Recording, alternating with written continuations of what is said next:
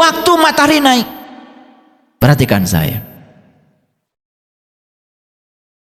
Sebelum duha, pasti fajar dulu. Sebelum fajar, pasti gelap dulu. Fajar itu adalah saat transisi dari gelap menuju terang.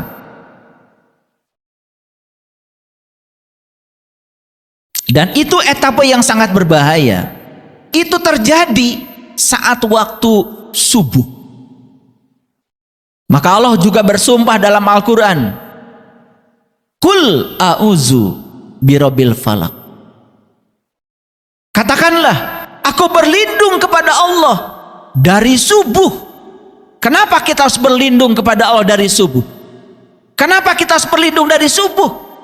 Bukan dari maghrib, bukan dari isya, dari subuh. Karena subuh itu adalah transisi dari gelap menuju terang. Subuh itu adalah saat yang sangat berbahaya. Ketika seseorang sadar, tapi kemudian dia hilang lagi kesadarannya, dia akan tidur lagi, maka dia tidak akan kebagian wadduha. Subuh itu adalah etapa yang sangat rentan. Pada saat kita bangun, bahasa Inggrisnya lulungu. Antara sadar dan tidak sadar, itu etapa yang sangat berbahaya. Banyak orang yang sudah bangun tertidur lagi, dan saat dia tertidur lagi, maka dia tidak akan bisa menyaksikan wadduha, saat matahari naik. Dia tidak akan merasakan puncaknya matahari jam 12. Perhatikan hadirin, pada saat jam 9, jam 10, jam 11, bayangan kita sedang besar-besarnya. Silahkan berdiri di terang matahari, bayangan kita sedang panjang-panjang. Dan begitu jam 12 siang, itu adalah bayangan kita yang paling pendek. Ketika seseorang sudah mencapai matahari puncak, mencapai pencerahan dalam hidupnya, semua bayangan memendek. Dunia ini bayangan, harta bayangan, semuanya memendek dalam sekejap. Apalagi ketika kita masuk ke ruang teduh, bayangan tidak ada lagi. Betul? Begitu kita berteduh, bahkan bayangan yang pendek pun menghilang sekejap. Orang-orang yang sudah teduh, sudah selesai dengan dirinya sendiri, tidak mengejar-ngejar lagi bayangannya, hidup mengalir bersama tarian semesta, nyaris tanpa upaya. Apapun yang dia butuhkan hadir dengan sendirinya, karena dia bisa menggunakan kreator dalam dirinya, pikirannya, perasaan yang sudah membentuk menjadi keyakinan. Banyak orang yang tidak percaya dengan omongan saya ini, tapi hadirin, para sahabat semuanya harus tahu, apa yang saya bicarakan ini adalah apa yang sudah terbukti sebagai suatu pengalaman. Karena haram hukumnya orang yang beriman itu menyampaikan sesuatu yang dia sendiri tidak mengalaminya, dia tidak memahaminya, dia tidak bisa membuktikan.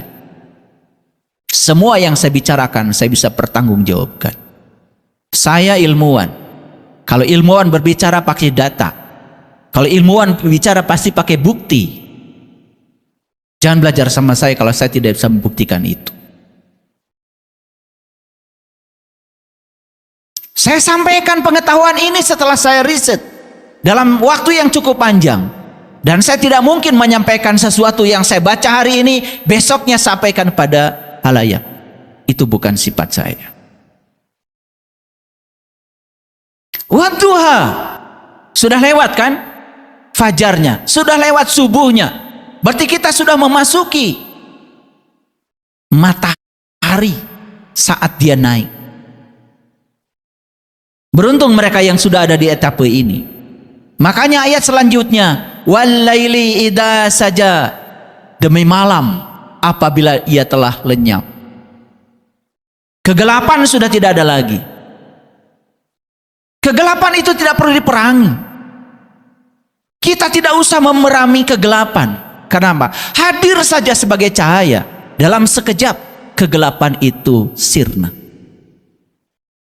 Banyak orang yang sekarang masih melawan kejahatan dengan kejahatan, melawan kegelapan dengan kegelapan. Harusnya semua kegelapan, semua kejahatan lawan dengan cinta.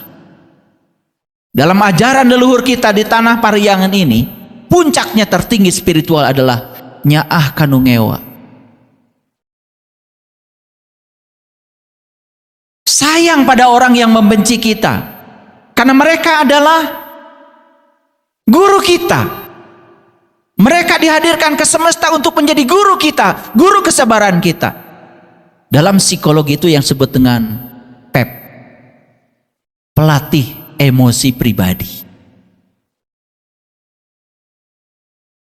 Kita tidak akan marah sama orang yang menghina kita kalau kita pandang dia sebagai guru kita. Kita tidak akan marah sama orang yang menendang kita kalau kita pandang dia sebagai guru kita. Mungkin Bapak Ibu yang ada yang pernah latihan bela diri, ditendang sama gurunya, kan gak marah. Pernah belajar silat, karate, taekwondo, dipukul sama gurunya, kan tidak marah. Kenapa dipukul sama yang lain marah? Ini soal sudut pandang. Kenapa kamu tidak marah? Itu darah mengalir di hidungmu. Oh, itu guru saya, guru karate saya, biar saya hebat. Sama tendangannya, sama pukulannya, yang satu marah, yang satu tidak marah. Itu kan soal sudut pandang saja. Dan kenapa kita sering marah pada orang lain yang menghina kita?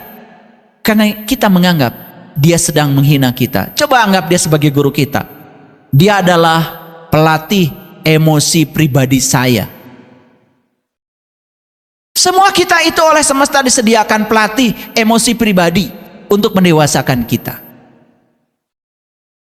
Pertanyaannya, Bapak Ibu, apakah kegelapan sudah lenyap? Sudah apa belum? Apakah kita sudah bisa menghadirkan cahaya ketika ada kegelapan? Atau malah kita menambah kegelapan baru? Tanya pada diri kita. Apakah kita bisa melawan kejahatan dengan cinta kasih? Kalau belum, boro-boro wadduha walaili idza sajanya saja belum kita capai. Gak maju-maju, kurung batok. Adat kakurungku iga. Masa tidak mau berubah? Masa di hari baru ini kita tidak mau berubah? Harinya sudah baru, kesadaran kita sudah baru, dikasih umur yang baru, tubuh yang baru, napas yang baru. Masa kesadaran kita tidak baru? Mawadda'aka rabbuka wa ma qala. Tuhanmu tiada meninggalkan kamu, dan Tuhanmu tidak pernah membenci kamu. Tuhanmu tidak pernah menghukum kamu. Tuhanmu tidak pernah mengazab kamu, tidak pernah mengutuk kamu. Dia Maha Pengasih, Dia Maha Penyayang. Dia cuma memanggil kamu supaya kamu segera pulang. Hadirin, kalau dalam kehidupan kita banyak sekali peristiwa-peristiwa yang negatif datang kepada kita, bukan ujian, bukan cobaan, bukan kutukan, bukan azab. Itu adalah panggilan. Panggilan dari Allah, itu cinta kasih Allah. Kita disuruh segera pulang ke jati diri kita yang sebenar. Itu aja. Walal akhiratu khairul laka minal ula. Dan sesungguhnya akhir lebih baik daripada awal. Pahami kalimat ini, karena banyak yang menyalahgunakan kalimat ini. Tidak berbuat apa-apa di dunia ini, lalu berfantasi, bagian saya bukan di sini, nanti katanya di sana. Omong kosong itu. Walal akhiratu khairul laka minal ula. Artinya apa? Akhir lebih baik daripada awal. Lihat saya semuanya, bagaimana memahami.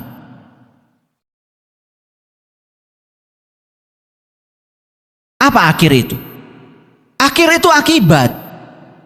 Apa awal? Awal itu sebab. Sederhana. Ingin nggak akibatnya baik? Ingin. Berarti sebabnya harus baik. Kan tidak mungkin tiba-tiba akibatnya menjadi baik kalau sebabnya tidak baik. Satu, walal akhiratu khairul laka minal ula. Yang kedua, akibat itu waktunya lebih awal atau lebih akhir? Lebih awal atau lebih akhir? Lebih akhir. Perhatikan saya. Percaya nggak kalau hidup itu adalah perjalanan? Percaya. Dalam perjalanan itu pasti kita akan menemukan yang kita suka, sekaligus menemukan yang tidak kita suka. Percaya nggak kalau dua-duanya itu baik? Kalau kita percaya dua-duanya baik, dua-duanya untuk mendewasakan kita, pasti kita akan menuju kebaikan pada akhirnya. Orang yang meyakini kalimat ini, yang sudah dalam memahami kalimat ini, dia menerima apapun yang terjadi, karena apapun yang terjadi dia percaya itu adalah rencana semesta demi kebaikan dirinya.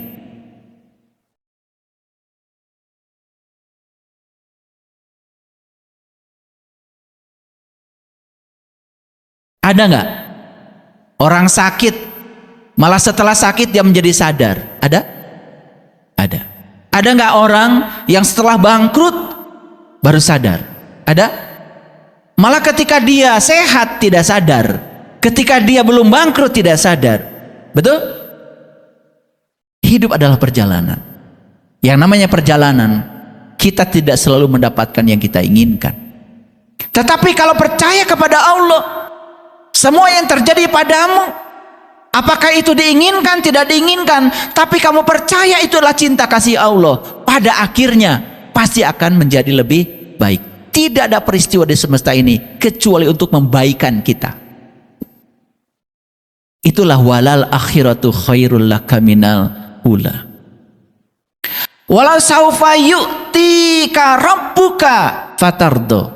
Dan kelak Tuhanmu pasti memberikan karunia-Nya kepadamu, lalu kamu menjadi puas.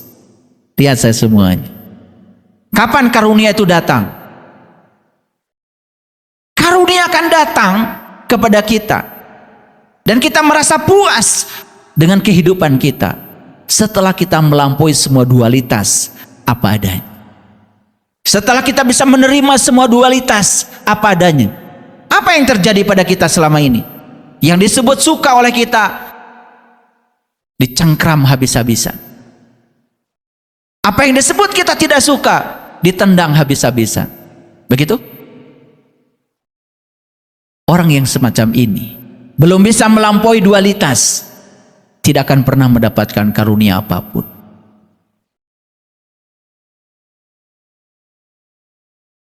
Alam yajidka yatiman fa'awa. Bukankah dia mendapatimu sebagai seorang yatim? Dia melindungimu. Masih ingat penjelasan saya tentang yatim? Siapa yatim?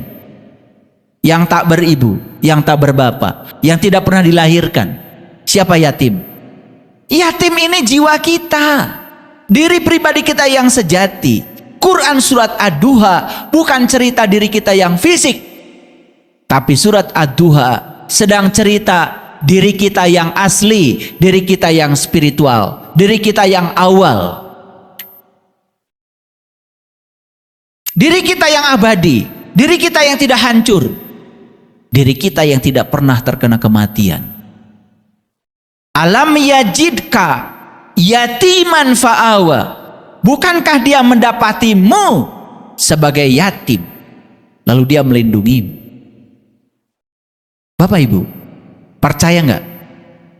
Semua yang terjadi dalam kehidupan kita, disukai tidak disukai, itu adalah perlindungan Allah demi kebaikan yatim yang ada pada diri kita. Percaya?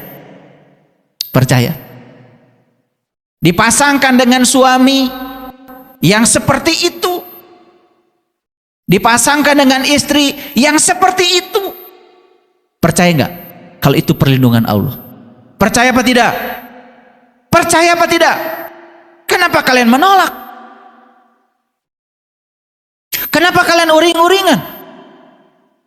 cuman karena tidak sesuai dengan keinginanmu. Ingat, ingat kata Allah. Boleh jadi kamu menyukai sesuatu, padahal itu amat buruk bagi kamu. Boleh jadi kamu tidak menyukai sesuatu, padahal itu amat baik bagi kamu. Hadirin, inilah pentingnya mengenal jati diri, mengenal Tuhan kita. Yang tidak mengenal Tuhan, dia menilai Tuhan seperti kebanyakan orang menilai, gagal memperlakukan Tuhan pada tempat yang seadil-adilnya.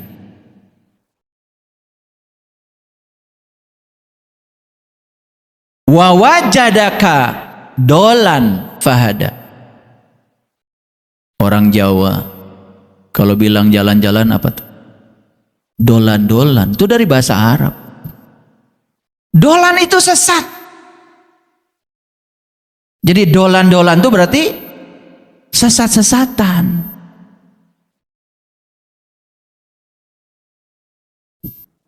Ya nggak apa-apa. Dolan-dolan aja, jalan-jalan aja. Kemanapun kamu mau, dolan-dolan. Orang yang takut sesat, selamanya akan tersesat. Tapi orang yang berani tersesat, tidak akan tersesat. Kenapa? Ada pahada. Tahu hada? Hada, hudan, petunjuk. Makanya wawajadaka dolan fahada. Dia mendapatimu sebagai seseorang yang tersesat, bingung dengan kehidupan ini. Lalu dia memberikan petunjuk kepadanya. Keren ya Allah? Keren nggak? Keren. Pernah dapat kajian surat Ad-Duha seperti ini? Ya pernah sekarang di sini. Kalian baca berulang-ulang setiap tarawih. Yang imam gak sadar, yang makmum juga gak sadar.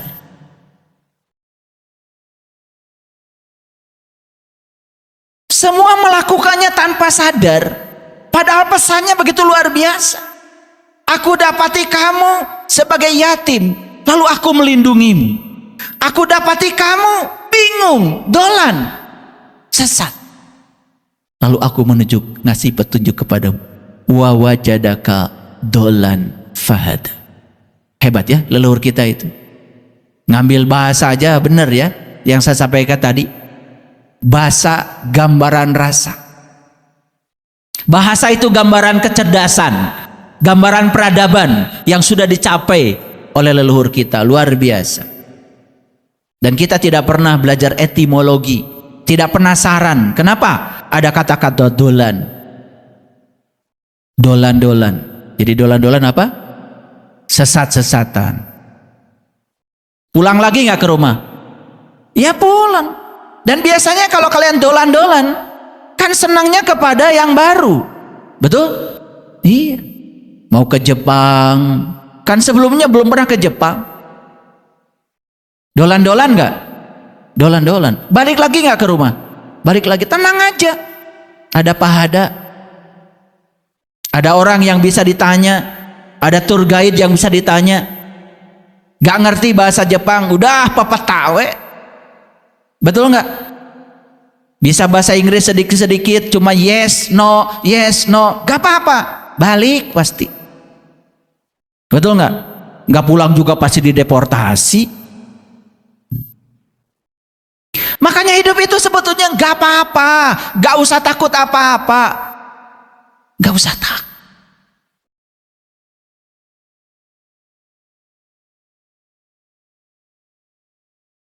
Takut itu adalah hayalan pikiran. Karena pikiran itu suka menciptakan sesuatu di imajinasi, seolah-olah itu terjadi. Padahal kenyataannya tidak seperti itu. Saya sampaikan apresiasi pada Bapak Ibu yang mau mendengarkan kajian saya. Kajian yang sangat berbahaya ini. Karena kajian ini sangat berbahaya. Bahayanya apa? Membuat kalian jadi sadar. Itu bahayanya. Dan orang sadar jadi susah dikendalikan. Itu bahayanya. Dan orang yang tidak sadar seperti kerbau. Disuruh ini, suruh itu. Oleh konspirasi kekuasaan mau aja. Demi kepentingan siapapun orang bodoh bisa dimanfaatkan. Tapi orang yang sadar, sebentar dulu. Tuh, kalau sadar. Makanya bahaya ngaji dengan saya, jadi sadar. Bahaya apa tidak? Gak apa-apa Bapak Ibu jadi sadar. Gak apa-apa? Oke, saya tanya sekali lagi. Ya, saya tanya sekali lagi. Kalau Bapak Ibu tidak tahu, kemudian mencoba yang baru, bagus nggak? Yang takut tersesat, selamanya tersesat. Yang berani tersesat, tidak akan tersesat. Satu-satunya cara supaya kita tidak tersesat, jalan-jalan. Keluar, jangan kurung batoken. Adat ka kurung kuiga, lawan. Paham sampai sini? Oke, lanjut kalau begitu. Nah, wa wajadaka ailan fa'agna. Dia mendapatimu sebagai seorang yang kekurangan, lalu dia memberikan kecukupan. Allah tuh nggak mau kamu kekurangan, nggak mau, nggak mau. Allah ingin kalian berkecukupan, berkelimpahan. Maka dia mengatakan, aku Al-Ghani, aku maha kaya, aku maha kaya. Kenapa kamu jadi kekurangan? Kamu telah menciptakan batasan dengan pikiran dan perasaanmu sendiri. Kenapa? Karena tidak sadar kalau di dalam diri kita ada Dia sang keberadaan, ada Dia sang kehadiran yang tak terbatas. Ingat, semua batasan-batasan itu adalah topeng. Semua batasan-batasan itu adalah ciptaan ego, ciptaan diri palsu. Mau bisnis takut gagal, itu ciptaan ego. Mau ngaji takut salah, itu ciptaan ego. Padahal belum memulai. Lihat orang yang seperti itu, nggak maju-maju. Kurung batoken. Makanya saya mengusung peribahasa leluhur kita yang sangat keren itu. Saya ulang-ulang ya supaya mengerti. Fa'amal yatima fala takar. Sebab itu terhadap yatim janganlah kamu berlaku sewenang-wenang. Terhadap siapa? Terhadap jiwamu, terhadap diri sejatimu, jangan berlaku sewenang-wenang. Perhatikan itu. Dia juga butuh nutrisi, dia butuh perhatian. Karena diri sejatimu bukan yang fisik. Diri sejatimu adalah yang dibalik fisik itu. Semua berkah yang Allah berikan pada kita, nyaris semuanya untuk tubuh fisik. Hanya menghiasi tubuh fisik. Tetapi tidak ada sedikit pun untuk menghiasi tubuh batin kita yang abadi ini. Wa ammasaila fala tanhar. Dan terhadap yang minta-minta, janganlah kamu menghardiknya. Ini sering didangkalkan. Yang minta-minta itu pengemis. Saya bukan berarti tidak pernah memberi kepada mereka. Tetapi kalau mereka itu diberi terus-menerus, mereka juga tidak akan berubah. Jadi adat kakurungku iga, terus menjadi orang yang senang tangannya di bawah. Dia tidak akan pernah berpikir bagaimana dia memberi. Dan kita juga jadi mencelakakan mereka. Tetapi dalam waktu yang singkat, darurat, emergensi, kita tolong mereka, yes. Tapi dalam waktu yang berkepanjangan, kita juga ikut berkontribusi memiskinkan mereka. Tapi yang minta-minta di sini, hadirin, tidak ada kaitannya dengan urusan jasman. Ini kaitannya dengan ruhani. Saya mau nanya, apakah jiwa kita perlu sesuatu? Perlu. Apakah jiwa kita perlu nutrisi? Perlu. Jiwa kita itu hanya satu kebutuhannya. Dia hanya ingin mengenal Sang Maha Jiwa. Itu aja. Itu saja. Makanya untuk mengenal Sang Maha Jiwa, jika perlu kita minta-minta. Jika perlu kita mengemis pada siapa? Pada orang yang ahli. Maka di Quran dikatakan, fas'alu ahla zikri in kuntum la ta'lam. Tanyalah ahli ingat jika kamu tidak tahu. Awas, jangan diplesetkan kalimatnya. Banyak orang yang mengatakan, tanyalah ahli ilmu jika kamu tidak tahu. Itu bohong terjemahannya. Fas'alu ahla zikri in kuntum la ta'lamun. Tanyalah ahli ingat kalau kamu tidak tahu. Kalau kamu ingin tahu, jangan tanya ahli ilmu, tanya ahli ingat. Buat apa ilmunya banyak kalau dia belum bisa ingat kepada Allahnya? Tanya ahli ingat. Ahli ingat itu disebut ulul albab. Ahli ingat itu disebut ahlul bait. Maka di Quran dikatakan ulul albab itu apa? Allazina yazkurunallaha qiyaman wa qu'udan wa ala junubihim. Orang yang sudah bisa ingat Allah berdiri, duduk, berbaring. Tidak ada yang dia ingat kecuali Allah. Wala zikrullahi akbar. Tidak ada yang lebih besar bagi dirinya kecuali mengingat Allah. Dan itu yang disebut dengan eling lan waspodo. Itu ajaran leluhur kita yang sudah kita lupakan. Aneh. Malah mengingat jadi menyebut. Padahal alatnya sudah berbeda. Di Quran dikatakan, ingatlah Allah sebagaimana kamu mengingat bapakmu. Wazkurullah kazikrikum aba'akum. Quran surat Al-Baqarah 200. Ingatlah Allah sebagaimana kamu mengingat bapakmu. Ingat gak sekarang sama orang tua? Orang tua siapa yang kamu ingat? Ya orang tuamu. Saya tidak bisa mengingat orang tuamu. Belum pernah ketemu. Sekarang pertanyaan saya, kenapa kalian bisa mengingat bapak kalian sendiri? Karena kalian kenal, karena kalian pernah ketemu. Jelas sekali kita tidak mungkin bisa mengingat kalau kita belum bertemu. Sama kepada Allah juga, kita tidak mungkin bisa mengingatnya kalau kita belum menemuinya. Maka di Quran dikatakan, man kana yarju liqa Allah fa inna ajalallahu laj. Barang siapa yang berharap jumpa dengan Allah, waktu yang dijanjikan pasti datang. Kurang gimana? Ini jelas nggak pengajiannya? Masuk akal nggak? Ya, sekali-kali ngaji yang masuk akal ya. Sekali-kali ngaji pakai akal. Biar cerdas. Lanjut? Oke. Terhadap yang minta-minta, janganlah kau menghardiknya. Maka Rasulullah bersabda, menyampaikan ilmu kepada mereka yang tidak butuh, itu suatu kezaliman. Menahan ilmu dari yang butuh, suatu kezaliman. Makanya orang-orang yang sudah di tingkatan ulul albab, dia tahu siapa yang butuh, siapa yang tidak butuh. Kalau dia butuh, tidak boleh dihardik, harus dilayani. Makanya kalau Bapak Ibu pergi ke Borobudur tuh, lihat di Borobudur, rally pertama di Borobudur ada yang minta-minta. Itu bukan cerita minta duit recehan.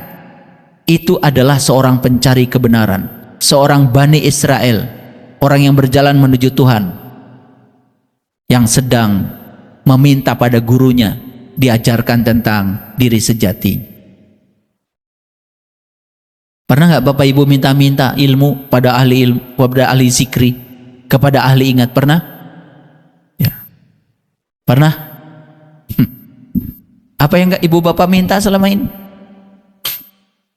Bantuan? Pinjaman? Itu saja. Ini sudah masuk pada kelompok kurung batokin. Gitu Makanya gak maju-maju. Belajar agama gak maju-maju. Belajar kesadaran gak maju-maju, gak sadar-sadar.